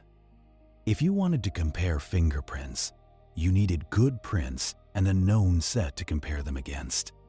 And even when you did everything right, you still faced the same old enemy. Time. Time warms bodies, cools leads, and makes witnesses revise their own memories. A case like Hinterkaifeck becomes less like a sprint and more like carrying a sack of stones. You carry it from office to office, from local police to outside investigators, from one year to the next. Each time you set it down, the stones rearrange and a new theory tries to sit on top. It doesn't help that the community itself becomes part of the case. In a small area, everyone has a version of the truth, not because they are lying, but because their truth is made of angles. They know the family by reputation. They know Victoria as talked about. They know who had disputes, who borrowed money, who visited too often. And that kind of knowledge is dangerous. It can point you toward a suspect, or it can trap you in the village's favorite story. You see this in every long investigation. The community wants the answer to be familiar. They want it to make sense inside their social map. If they can't name the killer, they at least want the killer to fit the shape they already fear. Meanwhile, the actual evidence just sits there, silent and unimpressed. And then, because your mind has a habit of grabbing onto the most human detail, you return again to the idea that someone fed the animals afterward. Feeding animals is not one action. It's a chain. You get the feed, you open a stall, you pour, you listen to the sound of animals shifting forward, you watch to make sure they are eating, you close things back up. It takes time, and it is normal enough to calm a person down.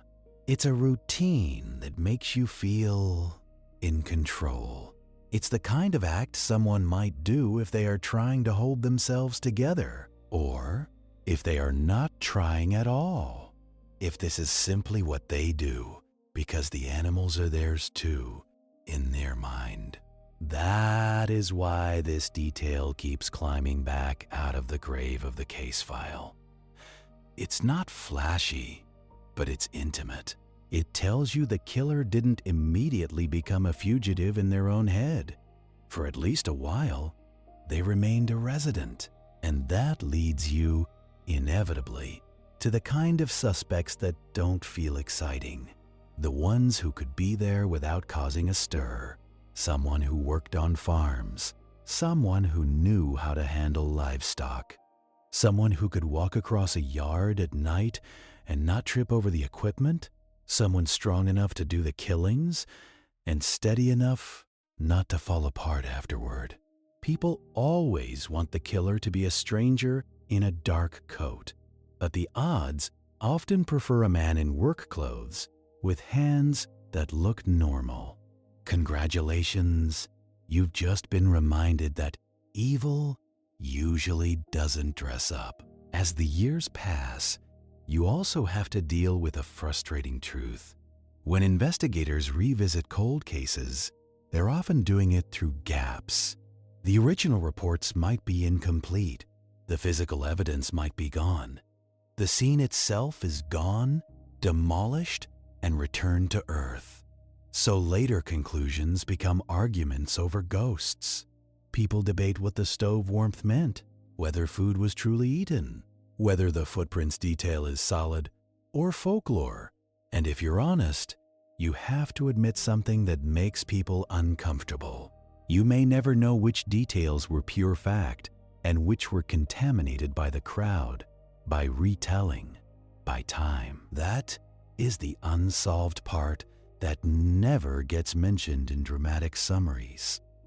The case isn't just unsolved because the killer wasn't named. It's unsolved because the reality itself was disturbed. Still, you can pull a few things forward into the light. 1. The sequence suggests control. 2. The setting suggests familiarity, or at least comfort, around farms. 3. The lingering suggests either hiding or entitlement. 4.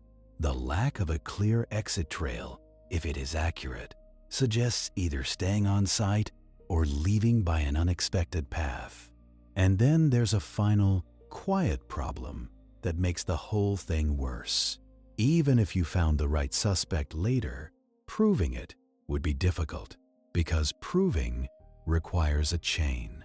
The chain is missing links. You can almost see the detective at a desk, years later, rubbing tired eyes, flipping pages, trying to build a case that would hold in court.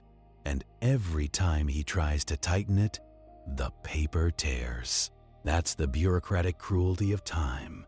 Now, without making any grand announcement about it, you let the Hinterkaifeck file slide slightly to the side.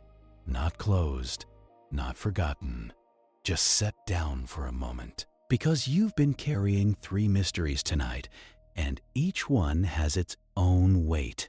The boy in the box case, which sat for decades, eventually gained something Hinterkaifeck never had: a technological lever. Genetic genealogy gave investigators a way to reach backward through time and pull a name out of the dark. And that difference matters because it changes how you think about unsolved cases. It reminds you that some mysteries are not forever mysteries. They are just waiting for the right tool. In that Philadelphia case, the unidentified child was finally named many decades later.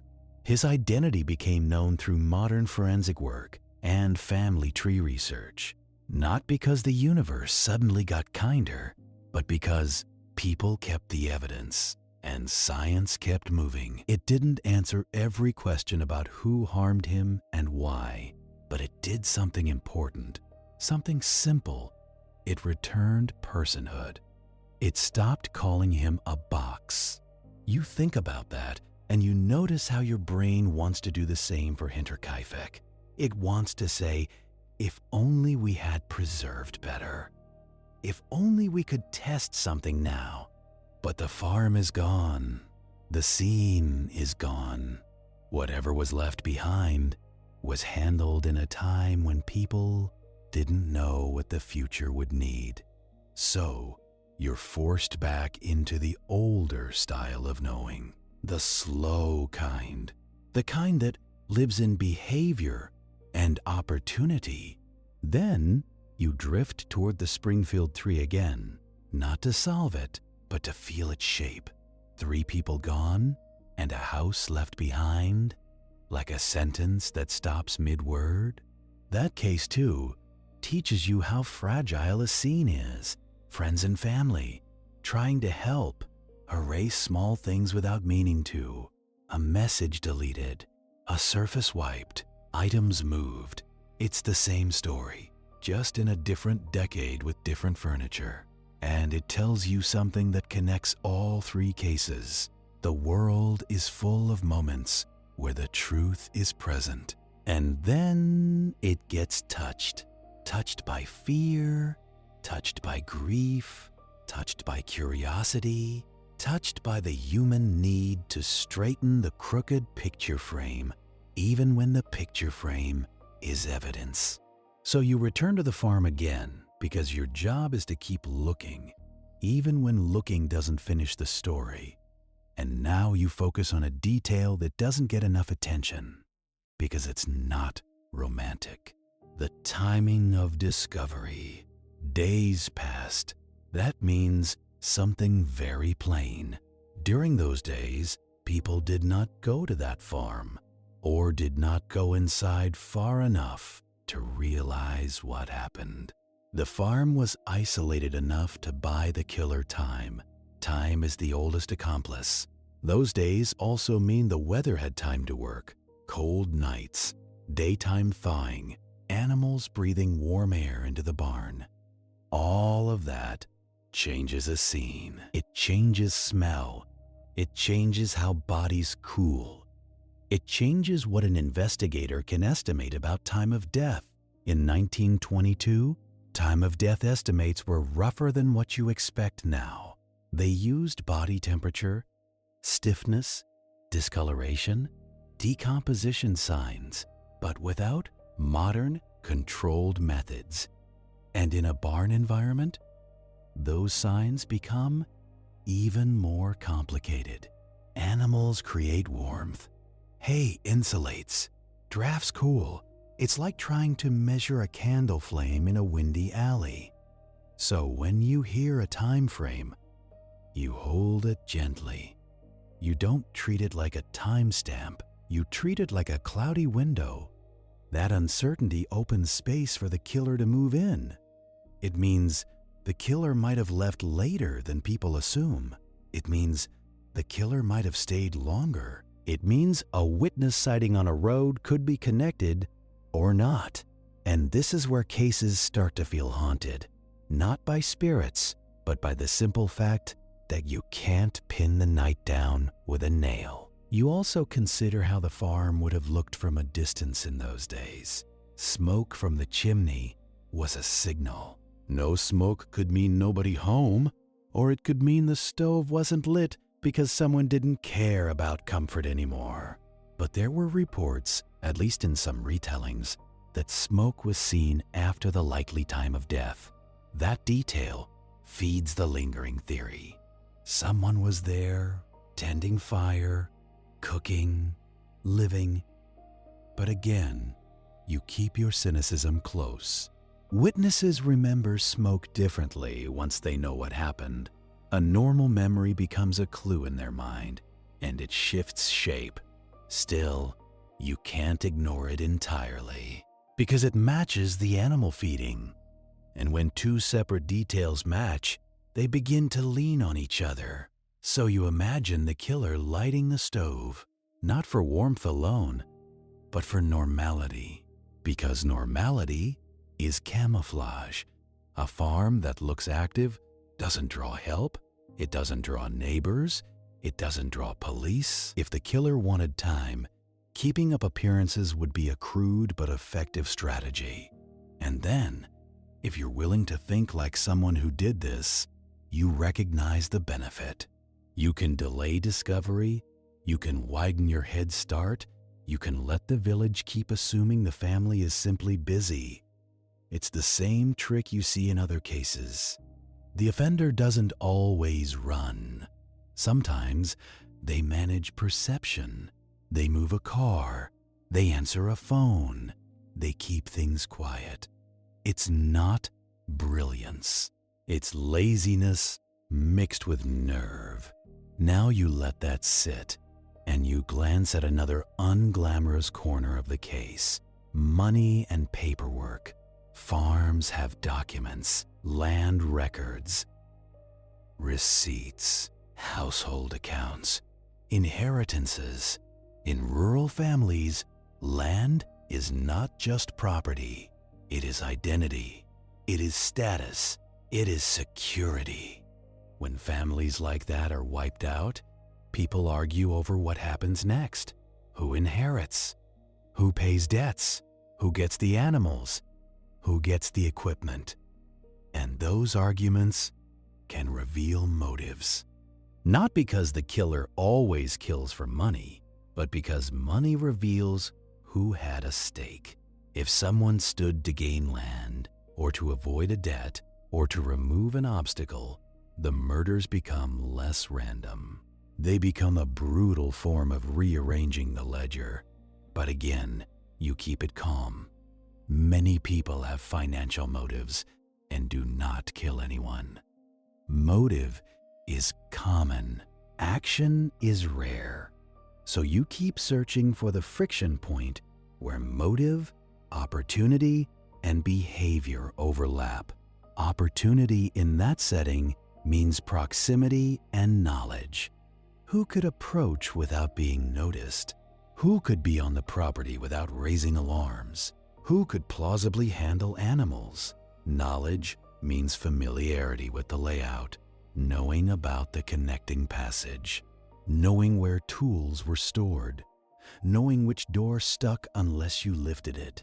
Behavior is the lingering, the covering of bodies, the sequence. When those three overlap, you start to see why certain local names kept coming up in later discussions, even if proof didn't follow.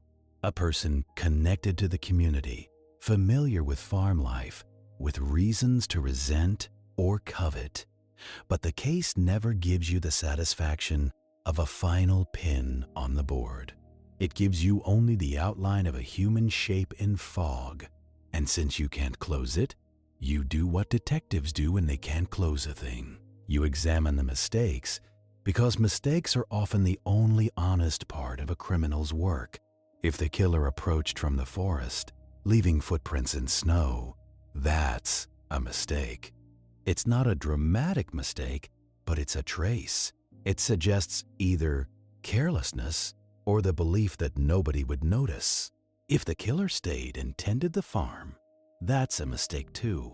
It increases the risk of being seen. It increases the chance of leaving something behind. It is either compulsion or arrogance. If the killer used a tool from the farm, that's both smart and stupid. Smart because it avoids bringing a weapon that could be traced. Stupid because it ties the crime to the property and suggests the offender was comfortable there. And if the offender hid in the attic or barn loft beforehand, that's a plan. But it also creates opportunity for discovery. One wrong noise, one curious search, one lantern held at the right angle, and the whole thing collapses.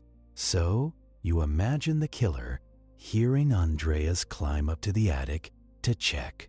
You imagine the killer holding still breath, shallow body pressed into the dark, while boards creak under Andreas's weight.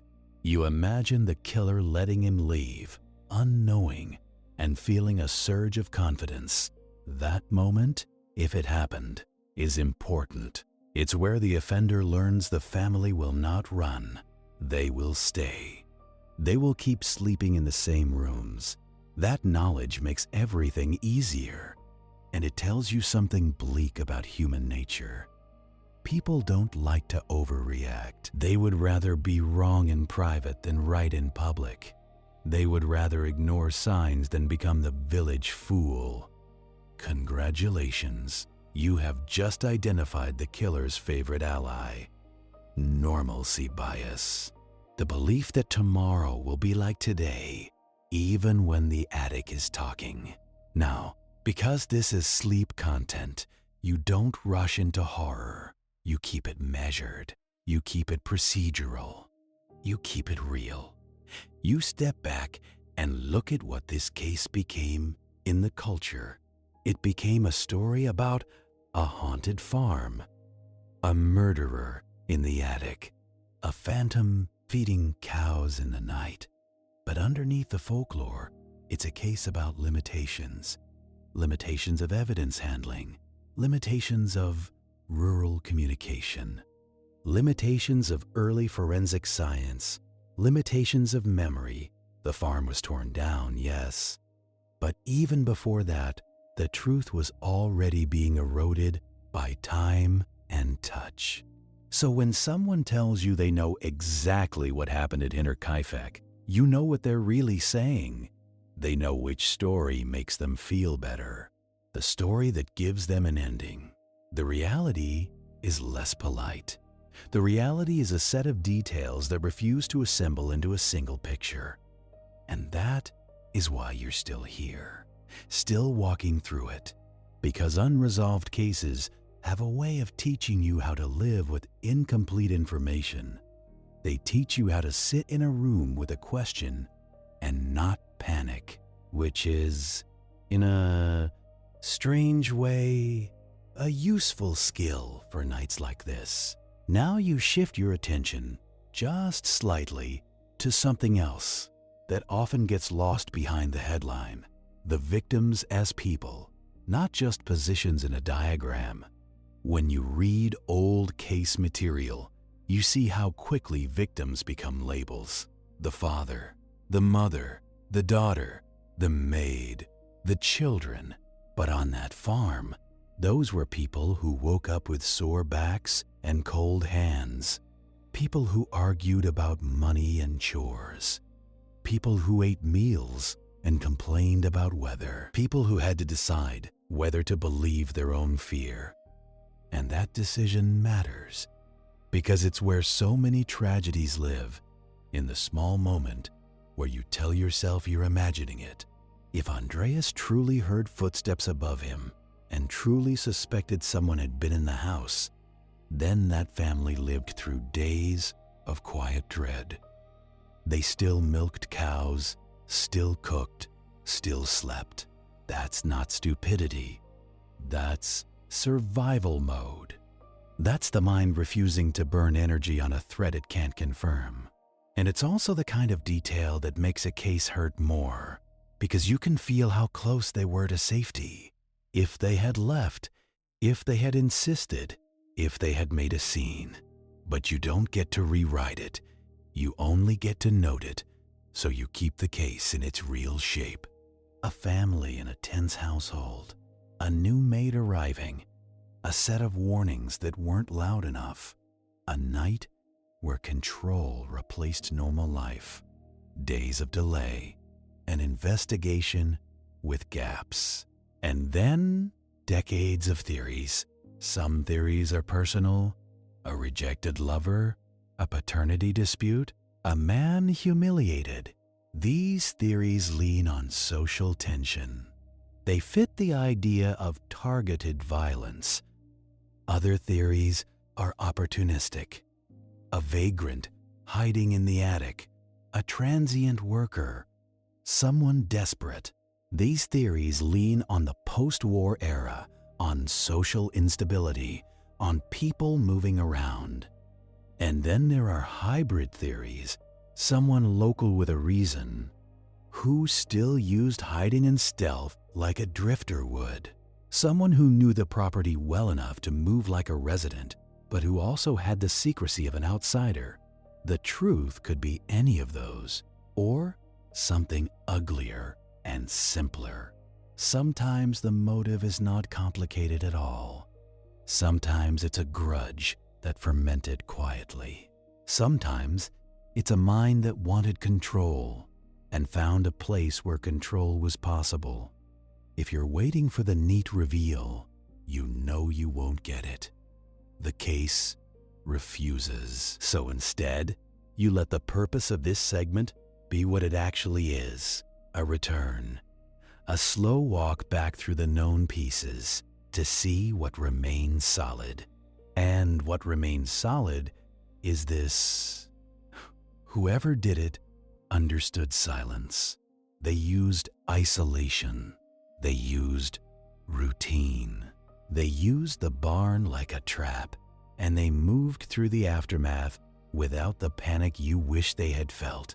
That's enough to keep the file open in your head.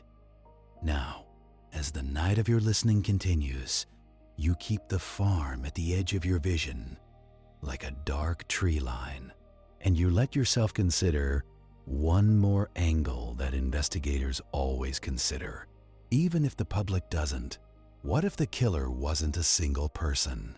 It's not the favorite theory, because people like one villain, one face, one set of hands, but multiple offenders can explain certain things: control over several victims, the ability to manage the scene, the confidence to linger. On the other hand, multiple offenders also increase risk.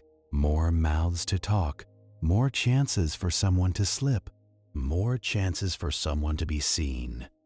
In a small community, a pair of offenders would be harder to hide. Yet sometimes, shared secrets are exactly what hold people together. Two people can keep a story straight better than one if the story benefits them both. You don't settle on it. You just acknowledge it as part of the investigative landscape. It's another door in the hallway. And as you look at that door, you hear the case whisper another simple question.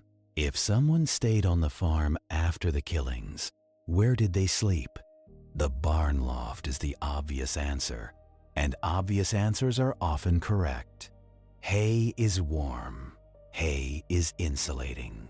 Hay hides you. You can curl into it and disappear. But there is also the attic, if the attic rumors are true. An attic gives you height. It gives you sound. You can hear everything. It also gives you an escape into darkness. If someone comes inside, if you slept in either place, you would be close enough to hear a neighbor approaching. You would hear boots, you would hear voices, you would hear the dog reacting. So you could leave at the last moment, slipping out the way you might slip out of a house before the owner returns. Quietly, efficiently, with the confidence of someone who has practiced being unseen. And that brings you back again to the killer's patience. Patience is not flashy. It's not cinematic. It's just time spent waiting. Waiting is something you can do for many reasons: fear, strategy, pleasure, habit. And you don't have to decide which one it was to recognize that it existed. So you let the case breathe, and you widen out one more time. You see the Bavarian countryside, the fields, the scattered farms, the thin roads. You see how darkness works there, not like city darkness, but like a thick blanket. You see how easy it is to be alone even when people live nearby. And you understand why this case never stopped being told. Because it lives in that particular human fear, that home can be infiltrated quietly. That you can hear a noise above you, dismiss it, and be wrong. This is where you would normally reach for an ending, a moral, a closing note. But the file doesn't allow that. It doesn't have a satisfying final paragraph. So instead, you keep